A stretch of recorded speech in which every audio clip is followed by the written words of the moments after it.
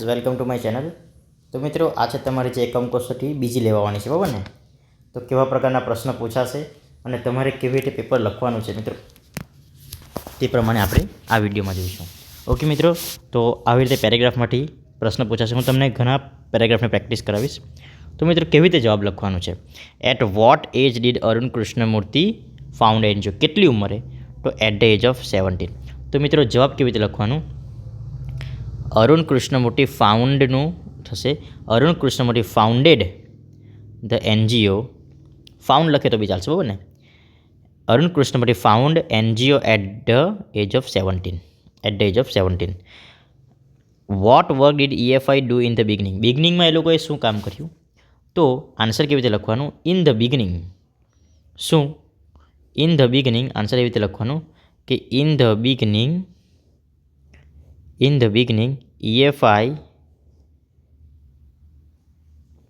EFI started a move to save turtle eggs and young hatchlings in Chennai. Okay. What different works does Arun Krishnamurti and his team do? કયા પ્રકારના અલગ અલગ કામ કરે છે? તો Arun Krishnamurthy and his team clean lakes, beaches and zoos, plant trees, educate people through street plays and also make environment friendly paper bags.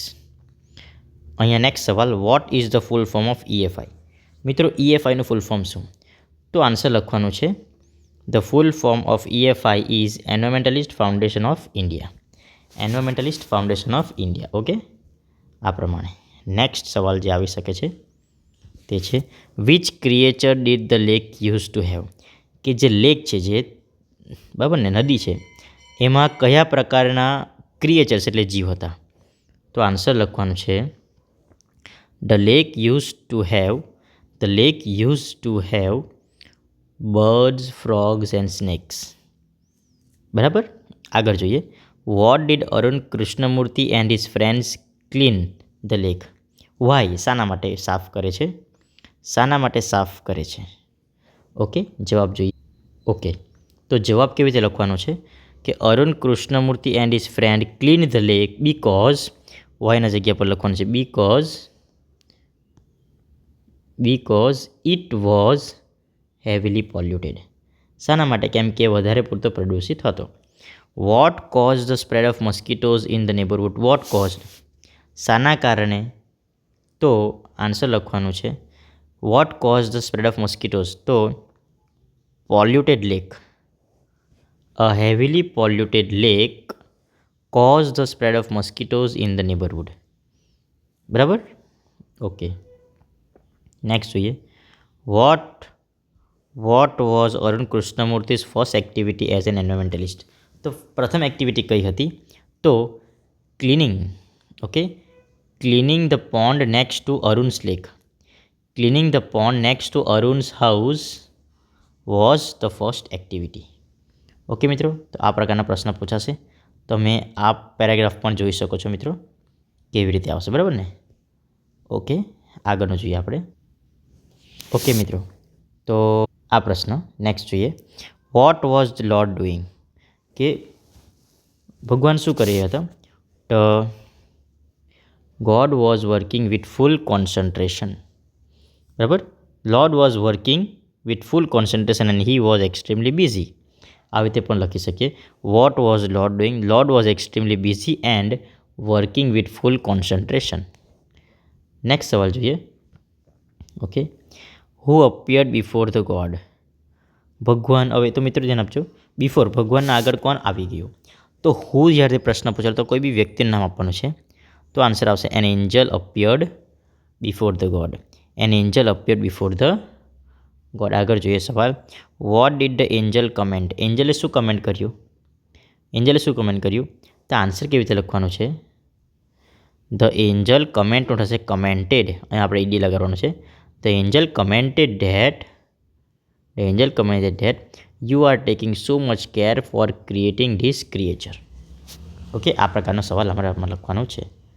હવે અહીંયા લખવાનું છે find the word from the text which mean remarked. Remarked એટલે શું થશે મિત્રો? રિમાર્કડ એટલે commented આવશે. શું આવશે મિત્રો? તો કમેન્ટ અહીંયા આપણે લખી મૂકવાનું છે. બરાબર ને? પ્રમાણે બોર્ડ એક્ઝામ પર આવા પ્રશ્ન પૂછાતા હોય છે. ઓકે, આપણે જોઈએ નેક્સ્ટ સવાલ કે what was the angel curious to know. Angel શાના માટે ક્યુરિયસ હતી? તો જવાબ લખવાનો છે આપણે. કેવી રીતે લખવાનો છે જવાબ? કે the angel was curious to know the details. The angel was curious to know the details. આગળ જોઈએ what is unique about mother's lap. Unique શું છે મધર્સ લેબનું? ધેટ ધ યુનિક આન્સર લખવાનું છે. The unique about mother lap is that it disappears when she stands up. It લખવાનો છે, પછી લખવાનું છે it disappears when she stands up. Name the qualities of mother's all part. All પાર્ટ્સની quality કઈ છે મિત્રો? ઓલ પાર્ટની ક્વોલિટી કઈ છે? All her part should be movable and replaceable too. બરાબર. What can mother kiss do? તો mother kiss can, શું આન્સર આવશે? Mother kiss can cure everything from a broken leg to a broken heart. એવી રીતે આપણે answer લખવાનું છે મિત્રો. ઓકે, તમે આ પણ જોઈ શકો. ઓકે, આગળ જઈએ આપણે. ઓકે મિત્રો, તો આમાં આપણે જોવાનું છે કે language functions. Best of luck મિત્રો. બેસ્ટ ઓફ લક શામાં આવશે? બેસ્ટ ઓફ લક, તો બેસ્ટ ઓફ લક એટલે આપણને ખબર છે કે એક્સચેન્જિંગ નાઇસટીઝમાં આવશે. Okay, Malti prepares very tasty Gujarati dishes. શું આવશે? પ્રિપેર કરે છે. બરાબર, તો આમાં આવશે ડિસ્ક્રાઇબિંગ એક્શન. બરાબર. Gujarat became a separate on, અહીંયા સમય આપેલો છે મિત્રો 1 May 1960. તો આમાં કયો આન્સર આવશે? 1 May 1960માં સમય આપેલો છે એટલે આન્સર આવશે ટાઈમ. ઓકે, આગળ જોઈએ. How much this golden watch cost. તો આ પ્રશ્ન પૂછેલો છે મિત્રો, એટલે આવશે આન્સર ઓપ્શન એ. ઓકે મિત્રો, તમને સમજાઈ ગયું હશે. આગળ જોઈએ. આવી રીતે ફંક્શન પૂછાઈ શકે છે. ઓકે, અહીં શું આપેલ છે? Reporting event. તો મિત્રો રિપોર્ટિંગ ઇવેન્ટ એટલે શું? What did your class teacher tell you about? તો રિપોર્ટ કરવાનું છે. ટોલ્ડ મી, જો વોઝ નહીં આવે આ આન્સર નહીં આવી શકે. અહીંયા હી સેઝ પણ નહીં આવે. માય ટીચર ઓલવેઝ નહીં આવે, તો આન્સર આવશે option C. Told me, requested me, તો answer C is the right answer. બરાબર. આગળ જોઈએ આપણે. શાંતિ કહે છે, કંઈ બી કહે છે મેકિંગ રિક્વેસ્ટ. મેકિંગ રિક્વેસ્ટમાં શું આવવાનું? Please, can you, could you. I am not making noise but I am practising singing. Okay, could you please stop singing here in my study room. બરાબર. Could you please stop singing. તો will you join me the music classes, આ નહીં આવશે.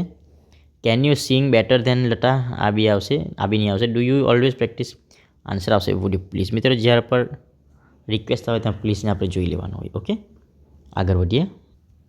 Okay, અહીંયા શું આપેલું છે કે રઘુભાઈ હેઝ મેની કાવ્સ. તો રઘુભાઈ હેઝ અ કાવ.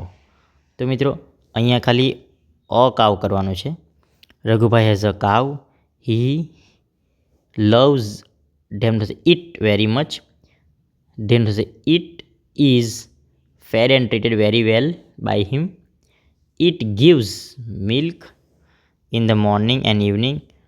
ધ કાવ, ખાલી એક આવશે. The cow is very kind animal. Animal ખાલી, the cow is very kind animal.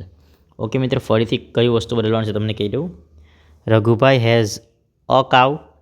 He loves it very much. It is fed and treated very well by him. It gives milk in the morning and evening.